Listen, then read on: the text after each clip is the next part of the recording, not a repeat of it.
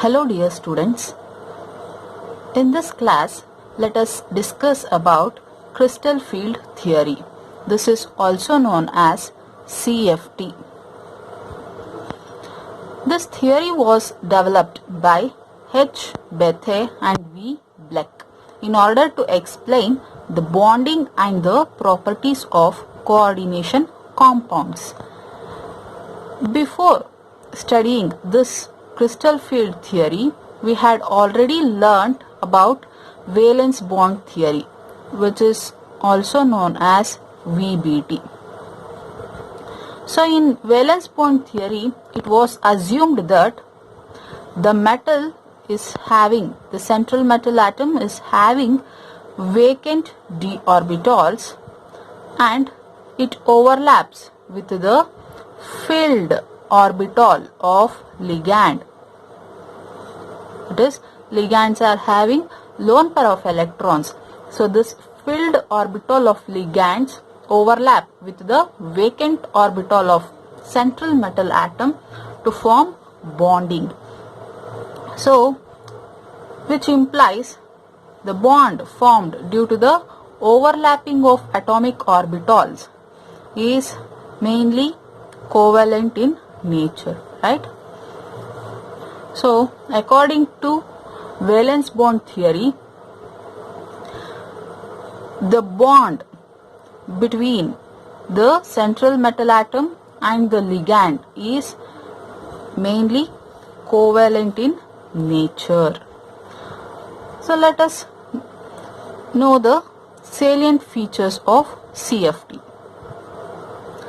The first point, the central metal ion in a complex is surrounded by ligands containing lone pair of electrons. So we know that the central metal ion, that will be Mn plus, so it is surrounded by ligands, right? I will represent ligands by L. So this ligands contain lone pair of electrons, right? So that is why these ligands are electron rich species and they are assumed to be as negative point charges, right? Negative point charges. And this central metal ion is having vacant d orbitals. So this is considered as positive point charge. So it says the ligands and metal ions are considered as point charges. The second important feature, the bonding between the metal cation and ligand is purely electrostatic in nature. So, as I already told you, ligands are considered as negative point charges and the central metal ion is considered as positive point charge. Therefore, the force of attraction which holds this metal and the ligand is obviously Coulombic force of attraction or electrostatic force of attraction. Therefore, the bond between the metal ion and the ligand is purely ionic in nature. So, the bond is purely ionic in nature. So, you can recall. So, in VBT, the bond is assumed to be covalent, whereas in CFT, it is assumed to be as ionic. So, this is the main difference between VBT and CFT. Next point, the effect of ligands on the d electrons of the metal is repulsive. So ಏನು ಹಾಗಂದ್ರೆ, so if you consider the central metal ion as a whole, it is positively charged. But if you consider the d electrons of the central metal ion, that is d orbital ಅಲ್ಲಿ ಇರುವಂತಹ electrons ಅನ್ನ consider ಮಾಡಿದಾಗ, so how they interact with the ligands? Ligands are negative point charges, and the electrons present in the d orbital of the central metal ion is also negatively charged. Therefore, the interaction between them is repulsive. Hence, what happens in the presence of ligands? Degeneracy of d orbitals is lost. So what do you mean by degeneracy? Degeneracy means it's a condition in which the orbitals are having same energy, right? So d orbitals na ನಾವು ಈ ರೀತಿ represent ಮಾಡ್ತೀವಿ. So what it implies, these orbitals are having same energy anta. So this is the case in free metal ion.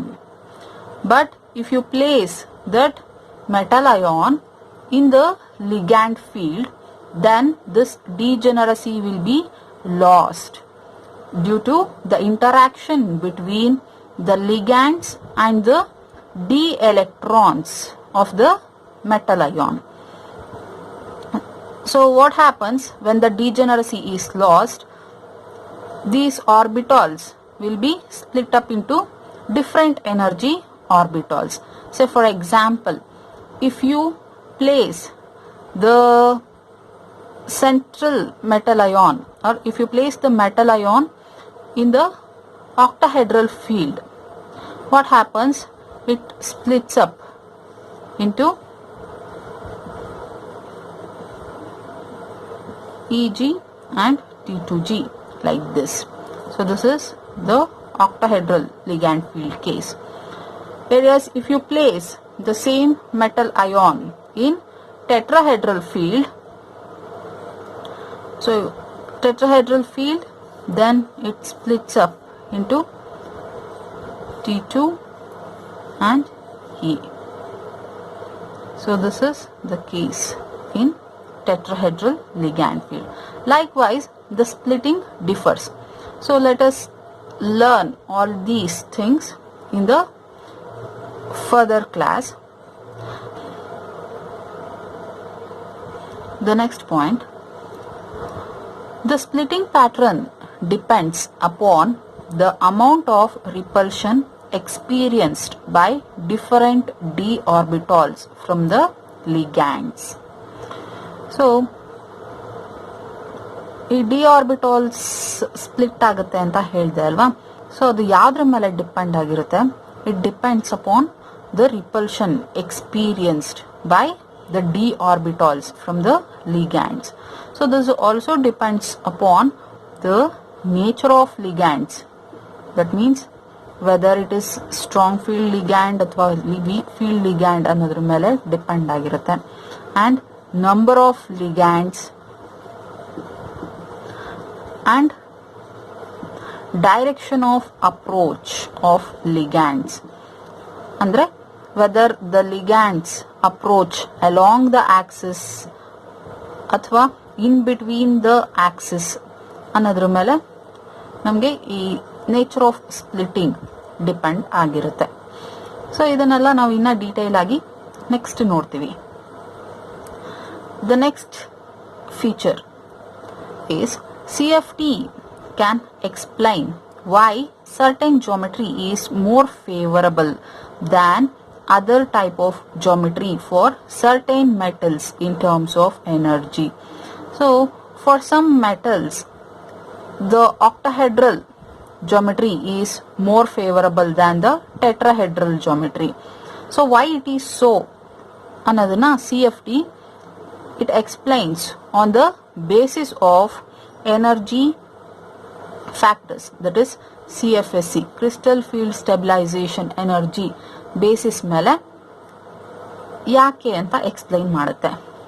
Then CFT can explain the color of transition metal complex. So this was explained in terms of electron transitions taking place between the various d orbitals of different energy. So ನಾನು ಮುಂಚೆನೆ ಹೇಳಿದ್ದೆ, when the metal ions are placed in ligand field, they split up into different energy levels. Say for example, if you consider the octahedral ligand field, it splits up like this. So when energy is supplied to this electron, it gets excited to the higher energy level. So while coming back, this electron emits the absorbed energy in terms of radiation.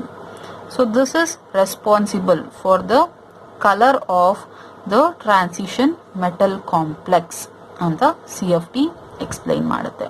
So that is DD transition is responsible for the color of the complex ಅಂತ ಹೇಳುತ್ತೆ. Now let us study the orientation of d orbitals. dxy, dyz, dzx, dx square minus y square and dz square. So these are the 5 degenerate d orbitals. As you already know, degenerate means the orbitals having same energy. So here in these orbitals, these three dxy, dyz and dzx are known as non-axial orbitals. So what is this non-axial means? So you know the shape of the d orbital is double dumbbell. If the lobes of the orbital lies in between the axis, then it is known as non-axial. So here is the representation of these three orbitals. See here, dxy. So here the lobes are lying in between the x and y axis. So that z axis is perpendicular to the plane. Fine.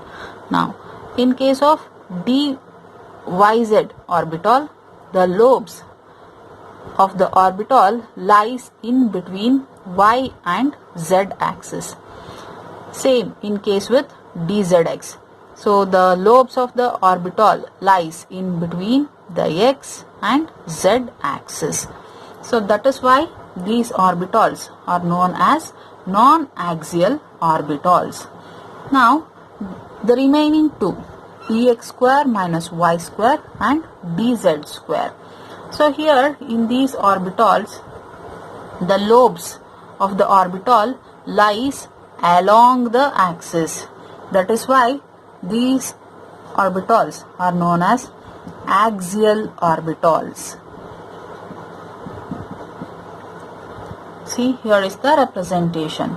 So this dx square minus y square, here the lobes are lying along the x-axis and along the y-axis. That is why it is axial orbital.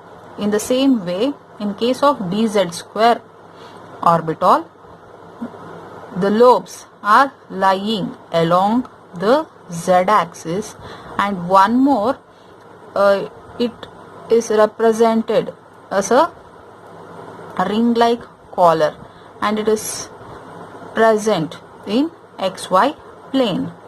So these two are called as axial orbitals, since their lobes lie along the axis.